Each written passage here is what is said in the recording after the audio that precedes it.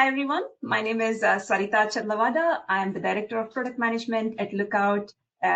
Lookout is a visionary security vendor in mobile and cloud security space. A little bit more about me. I am a cybersecurity practitioner, and I help build security products that protect users and corporations from malicious actors on the internet. Today, I'm happy to present some of the cybersecurity trends that are shaping our industry in the past year. Specifically, I'm focused on how the post-pandemic workforce patterns and the rise of AI are rapidly changing the cybersecurity landscape. What is shaping up? What are some of the reasons behind some of these trends?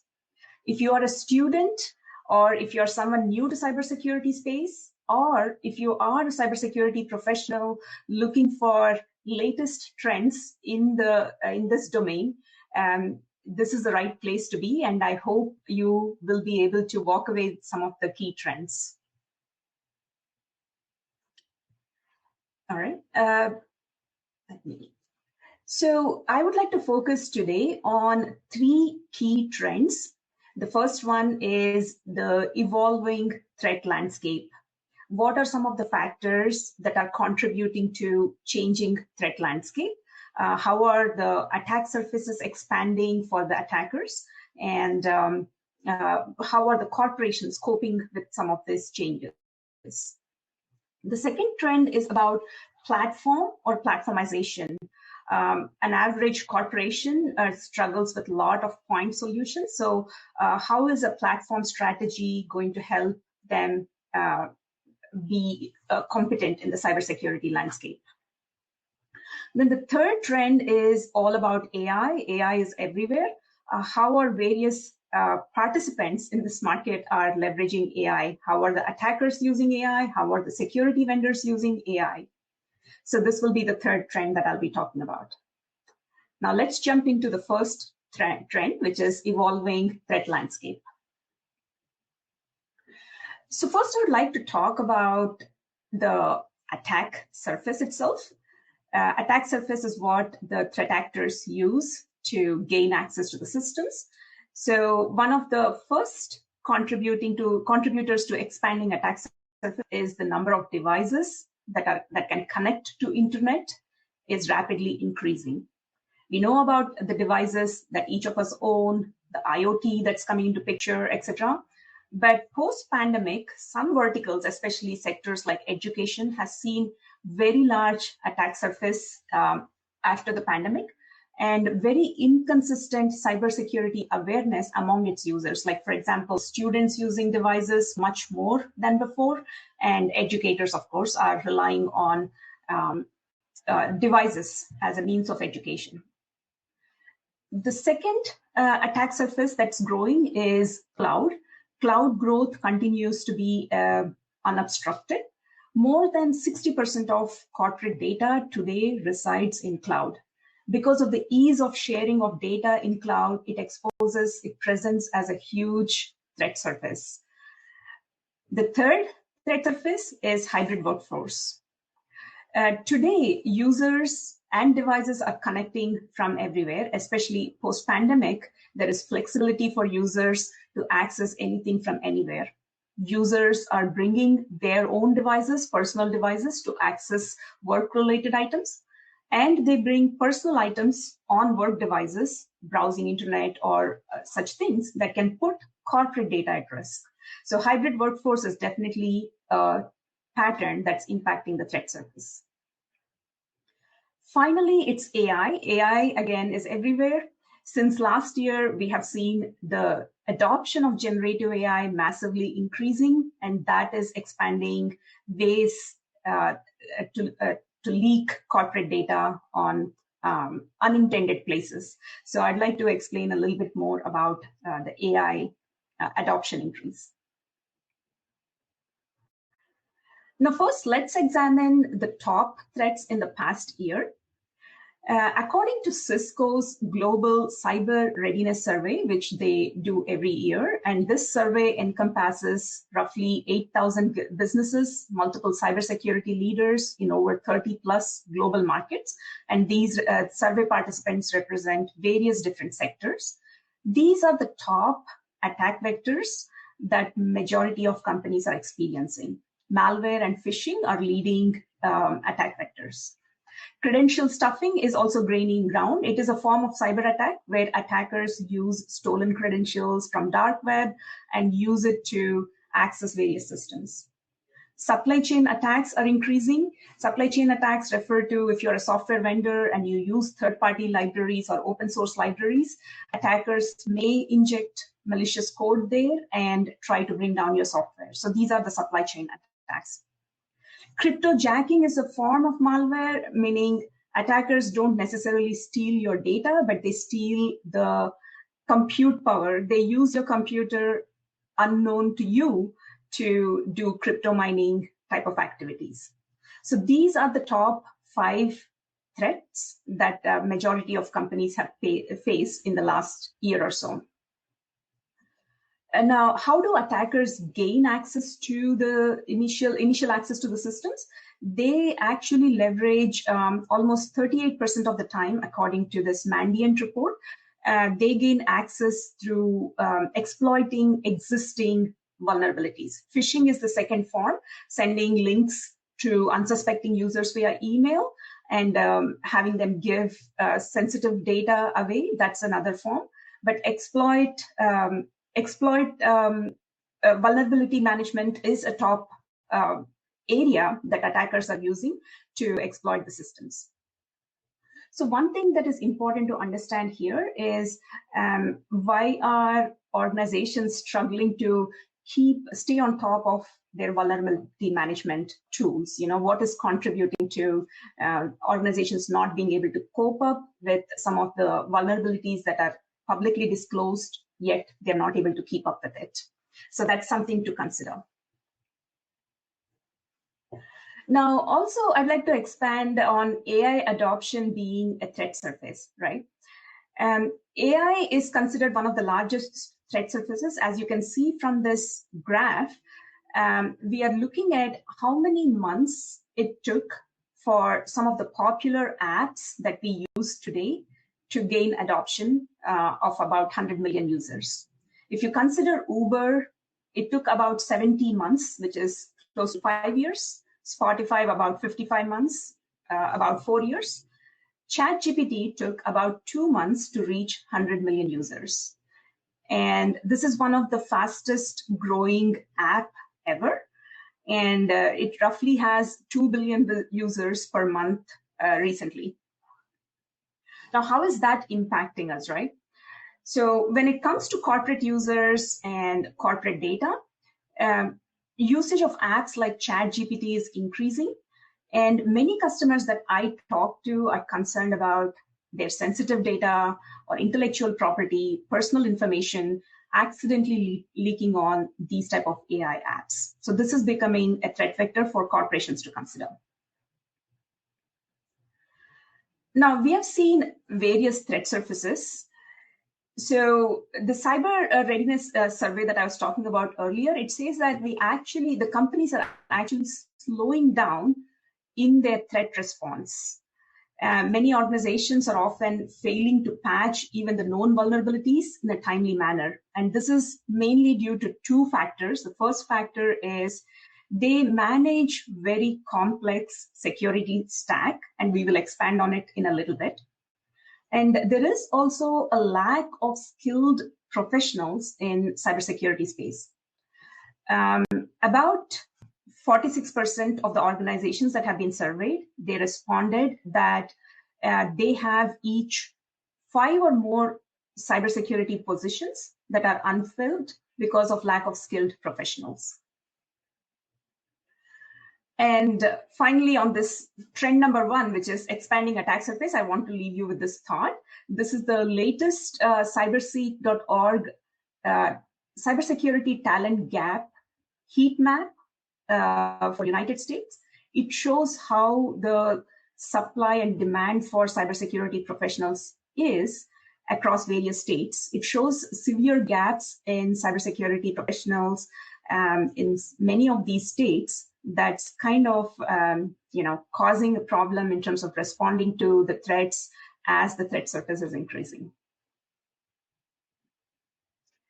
Now let's examine trend number 2, which is platform or platformization.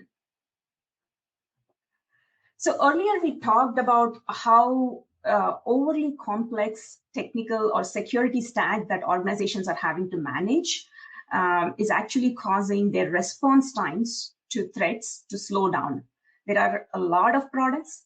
Even a mid-sized organization can manage up to 30 plus security tools from various different vendors for cybersecurity protection. This is a problem. So what are some of these point products, right? Today, I've listed a few of them, but there are a lot more that are not even listed here. Let's take an example here. So an administrator is concerned about endpoint security. How do you protect your laptops or any devices that you bring to work from virus, malware, etc.? So that's a suite of products around endpoint security. Then there is network security. Almost every device has to connect to internet or somewhere, corporate network. So what are some of the point products that help with network connection? Your VPNs, your firewalls, your intrusion detection and prevention systems, web gateways, secure web gateways, etc. And then data gets stored in the cloud, as I was mentioning before. So some of the cloud security products help with data protection, cloud access, etc. And then there is this whole suite of products under threat management. In case there is a threat, how do you detect the threat? How do you respond? How do you automatically respond to the threat? How do you get visibility across all of the traffic? How do you manage vulnerabilities? All of this are part of threat management suite. So even a mid-sized organization has to deal with so many different point products from different vendors, and that is becoming a problem. So point products, I just wanted to give you a quick survey from Gartner here. So many of these point products they present similar or overlapping capabilities, and which actually makes it easy for administrators to misconfigure some of these products. And it makes it extremely difficult to uncover security gaps when these products don't talk to each other. And that ultimately causes a lot of confusion and inability to detect threats in time. On the right-hand side here, you'll see a Gartner survey where there were about 300 cybersecurity participants who said too many tools is actually one of the biggest impacts for them in terms of designing a cybersecurity strategy. Number 3 in this list is cyber talent shortage that we covered earlier. Now, before we go into platform, I just want us to imagine our lives before smartphones. Before smartphones, of course, we were dealing with so many different point products like maps, taxis, cameras, music, etc. All of these are point products that we dealt with. Now, with the advent of smartphones, it led to some simplicity in our life, arguably. So all of the different point products consolidated into one device that we can hold in our hand and manage very easily. So platform here led to simplicity. Again, that's arguable, but so what does it mean for cybersecurity? Platform or platformization is nothing but consolidation of multiple security solutions into one single platform. And what it gives is customers can gain a holistic view of their security posture across their entire security ecosystems. This, of course, allows vendors to kind of expand their total addressable market. That means if they are able to sell a product as a platform, then that gives them also potential to upsell other services in future. So this will also benefit security vendors. Now, just some closing thoughts on platform strategy, which is my trend number 2, is here are some leading perspectives on some of the cybersecurity vendors on platform strategy.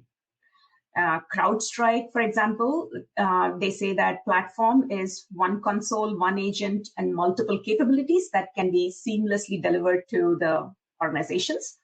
Palo Alto feels that platform is something that must cover substantial portion of the security functionality, and where there are point products that are integrated into platform, it needs to provide measurable integrations so that customers are able to look at their posture in a single pane of glass. I'm from Lookout. Lookout is also a leading vendor in platform that protects sensitive data. So our approach is to provide a single and unified vantage point to protect data at rest or data in motion, no matter where the data is, whether it's on-prem or in the private networks or cloud or on the internet. So that's our strategy at Lookout. Now, this brings us to trend number 3. How is AI being used by various stakeholders? Here, I just want to cover different stakeholders that are there, like threat actors. How are they using AI? And how are the security vendors using AI as well? We have seen earlier how corporations use AI. They are concerned about their users putting data in the AI that may cause data leaks. So now first, let us look at how threat actors are using. Here are just some of the ways, and this is rapidly evolving. There may be other ways as well in future. So let's examine some of these. The first one is deception. So malicious actors could employ sophisticated techniques. They can conceal malware within seemingly legitimate AI applications. This could involve embedding malicious code within AI models, software libraries, etc. So this is a form of deception. They can also use social engineering types of attacks as part of deception, where they can trick users to kind of interact with AI-powered malware chatbots. They can trick users into giving away sensitive information, or they can trick users into executing commands through virtual assistants and chat bots. So this is a form of deception. Phishing has always been around, but leveraging AI for phishing is becoming a common thing by mimicking the language and style of legitimate communications. AI attackers are able to use AI to really trick users into disclosing information such as sensitive credentials, financial details, etc. This is all enabled through AI because of natural language processing capabilities, ability to mimic voice or writing styles, etc. So this is enabling sophisticated phishing attacks. Then there are sites like WormGPT, which is a GPT site that attackers can use to craft malicious code. They can generate malicious code or payloads that can be easily used to exploit vulnerabilities in software or network protocols to infiltrate systems. Through code crafting, they can also write easily code that can actually create a polymorphic behavior. What it means is the code can continuously change its characteristics to evade any signature-based detection systems. So since the signatures constantly change and they may not be available in any signature-based systems, they can easily launch these type of sophisticated attacks. One of the other ways that we have seen AI usage is to perform vulnerability checking. They can easily use ChatGPT type of interfaces to check code for open source code for vulnerabilities so that they can launch some of these attacks even faster. Now, we have seen how threat actors use AI. Now, let's see the other side of the coin. How are security vendors using AI? As I was mentioning before, some of the customers that I talk to are concerned about how sensitive data is going into AI. So one of our first orders of business is how do we detect the sensitive data going into AI sites and prevent data leakage through ChatGPT-like interfaces, and also coach users as they are doing this in real time to not put sensitive data on AI. So that's one of the first things that security vendors like us are looking at. The second area is AI interfaces management consoles can be pretty complex. So customers, it's very hard, especially when I was talking about the point products and you have various different consoles to deal with. It's hard for customers to understand the configurations or the best practices to configure a product, harden a product, or general how-tos. So here, AI-based virtual assistants can simplify customers' lives in terms of understanding the security vendor products, get the documentation easily, etc. So that is one of the areas that we are heavily focused on. Customers can also analyze issues that they see in their deployments, get to the root cause analysis, investigate, and get to the next steps faster. This is one of the areas as well that we are exploring as part of the reducing the complexity to AI. Classification is another area. We can leverage unsupervised learning models like clustering or anomaly detection methods to analyze user behavior patterns and identify any deviations from established patterns and then detect the anomalies faster. So this is a way to identify threats, surface threats faster for further analysis and mitigation.